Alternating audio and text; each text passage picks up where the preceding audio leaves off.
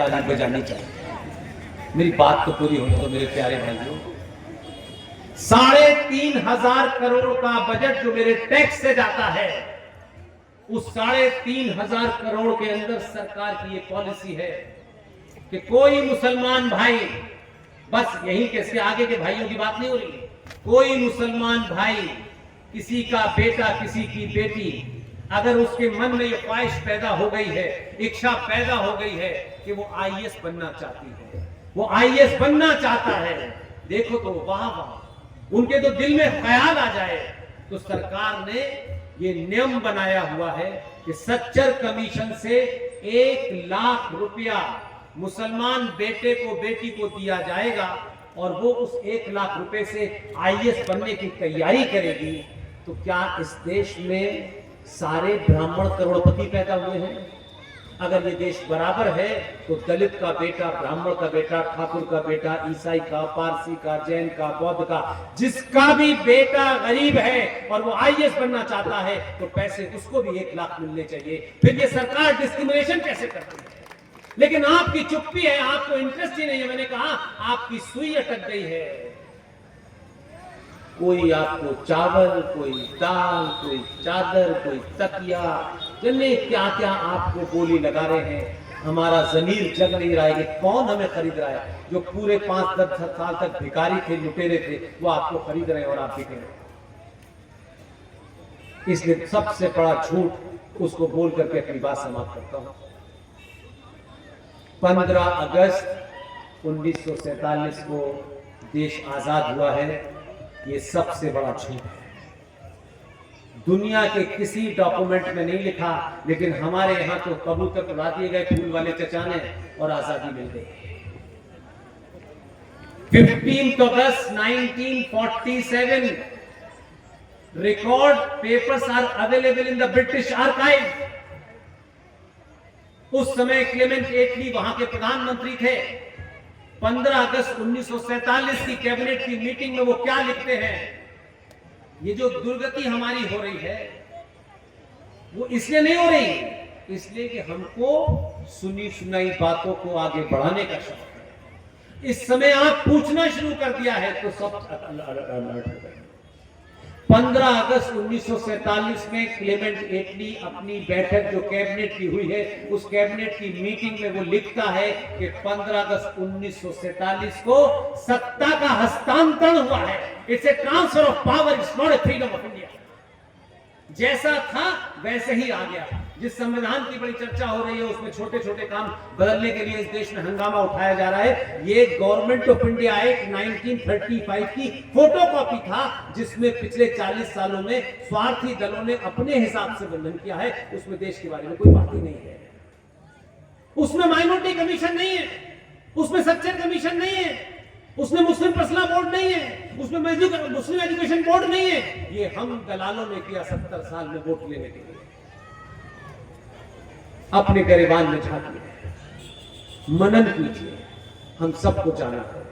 जाने से पहले हम जिस बेटी को कहीं चोट न लग जाए, जिस बेटी को इतने नाजों से पाला है आपने, उसको सुरक्षित किया है, ये हजारों साल तक सुरक्षित जब ही रहेगा जब अपने जीते जी जाने से पहले अगली पीढ़ी के लिए मकान नहीं, उसमें पुरुषार्थ होगा तो मकान बना लेगा।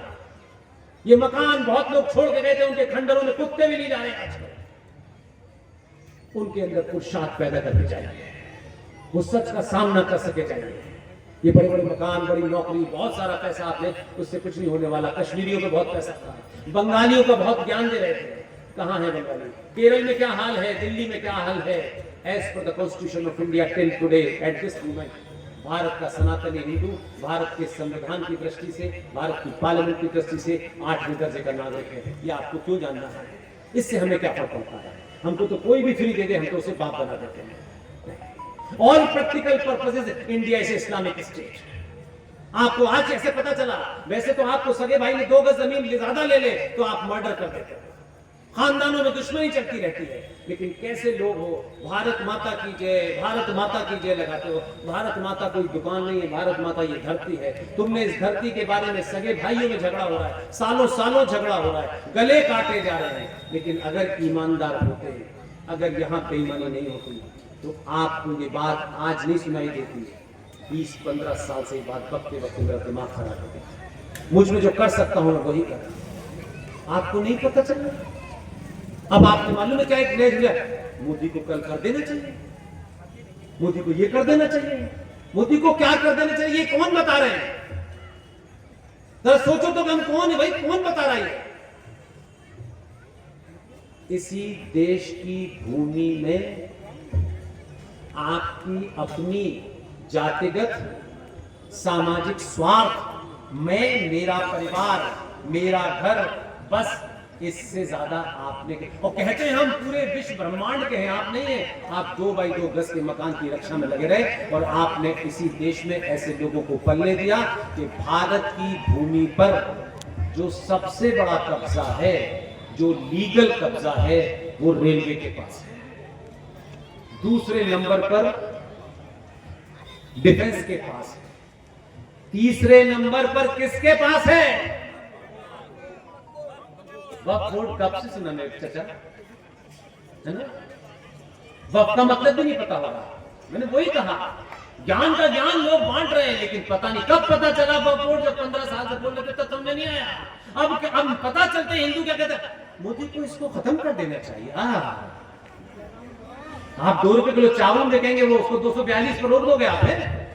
क्योंकि आपको चावल सस्ते नहीं मिले, किसी को आटा नहीं मिला, किसी को ये नहीं मिला, किसी को वो नहीं मिला, और राष्ट्र भी बनाते हैं। वक्फ बोर्ड के पास तीसरे नंबर की जमीन है, और गलतफहमी दिमाग से निकाल दीजिएगा, वक्फ बोर्ड एक सेपरेट बॉडी है, और भाईजान 22 करोड़ दूसरी जमीन पर रहते हैं। आप 5वें नंबर पर हैं। जोर से करो, भारत माता की जय हो जाएगी। भारत माता जिसे कहते हो, इसको बचाने के लिए कब लड़े?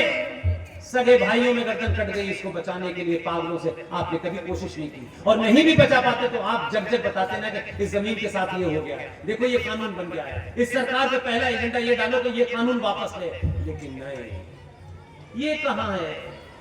बजट में कितना कम किया, कितना नहीं किया, इस बीमारी से बचना।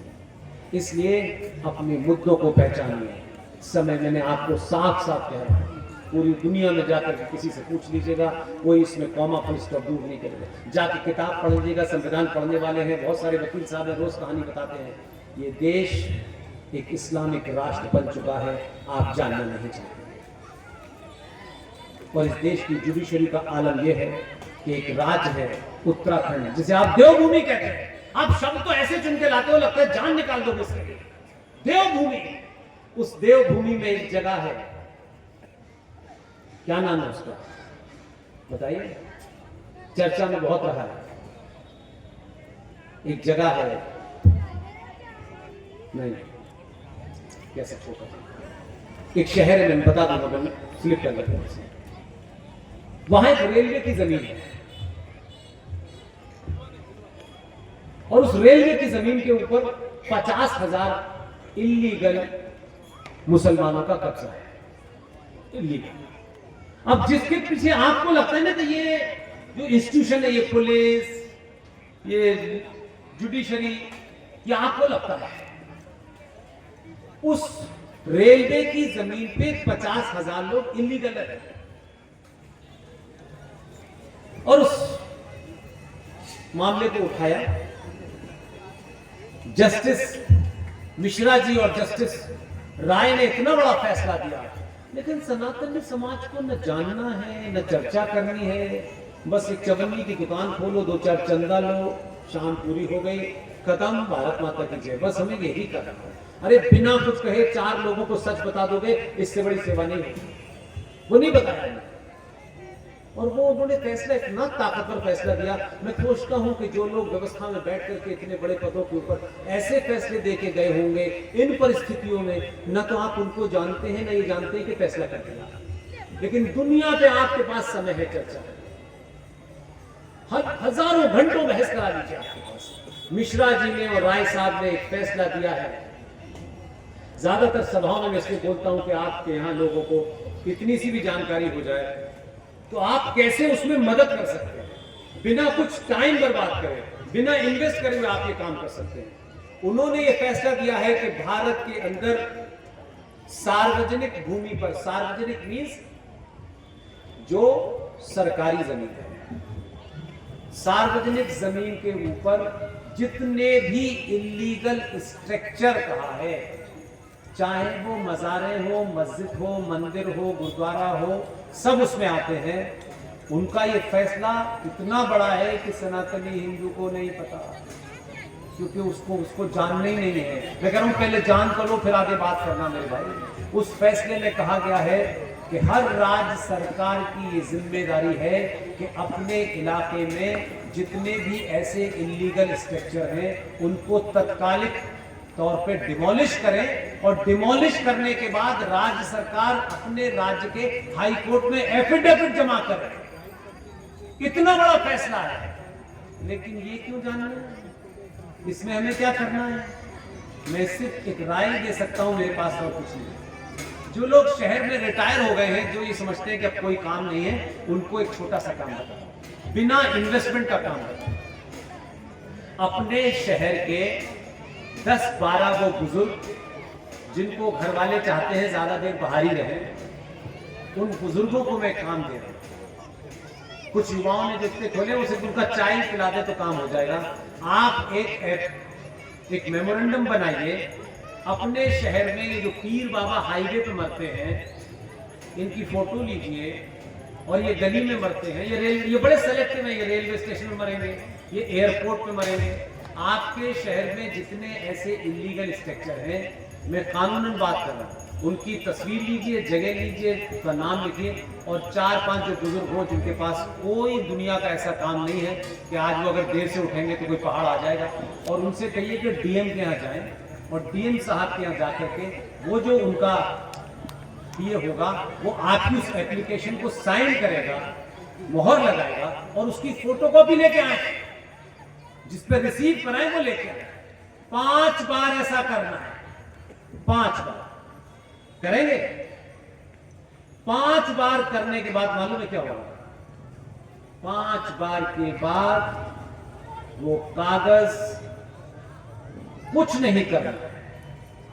जैसे ही आपने इन्फॉर्म किया, वो जो डीएम साहब जो अपने समझ रहे हैं कि मैं ही खुर्रम था, उनको पता नहीं है यहां से अंग्रेज चले गए, कंटेम्प्ट ऑफ कोर्ट में नौकरी चली जाएगी, एक की जाएगी, देश की व्यवस्था समझ में आ जाएगा कि ये सरकार ने, ये भारत की सुप्रीम कोर्ट का फैसला है कि ये निश्चित करे राज्य सरकार कि कहां इलीगल स्ट्रक्चर सार्वजनिक जगह बने हैं उनको डिमोलिश करके वो वहां दे। और अगर ये नहीं कर रही है, क्योंकि उसकी जिम्मेदारी डीएम की है, किसी और की नहीं। इतना भी कर लोगे ना तो कुछ लोग मजारे घर ले जाएंगे अपने उठा। ये जो अभी जो किस्सा हुआ है, जो आपको पता नहीं है, आप समझ रहे हैं कि इस देश में यकायक मोहम्मद के प्रति लोगों में प्यार पैदा हो गया, उनको प्यार है, उनके प्यार को मुझे कोई सवाल नहीं है, लेकिन ये बरेली में क्यों हुआ ये समझने की जरूरत है। या आप नहीं समझेंगे क्योंकि उर्दू आपने पढ़ी नहीं है, भाईजान के साथ रहे नहीं है, हमको अल्लाह मियां ने ऐसी जगह पैदा किया कि हम इसके अलावा कुछ और पढ़े नहीं। ये इसलिए हुआ है कि पूरी दुनिया में इस्लाम सिर्फ एक ही है। भारत के अंदर क्योंकि यहां मुगलों की नाजायज औलादें थी, और उसके बाद में यहां मास लेवल पे कन्वर्जन हुआ, तो जो कन्वर्जन ताकत से हुआ वो अपनी जगह था, लेकिन उस कन्वर्जन के चलते इस्लाम ने कितनी खूबसूरती से ये काम किया। और आपने कभी सवाल नहीं पूछा, हमसे कह रहे हैं कि हम मूर्ति पूजक नहीं और हिंदू मूर्ति पूजक होते हैं, इसलिए हम अलग हैं। तो भाई अजमेर शरीफ में किसके सर मारा?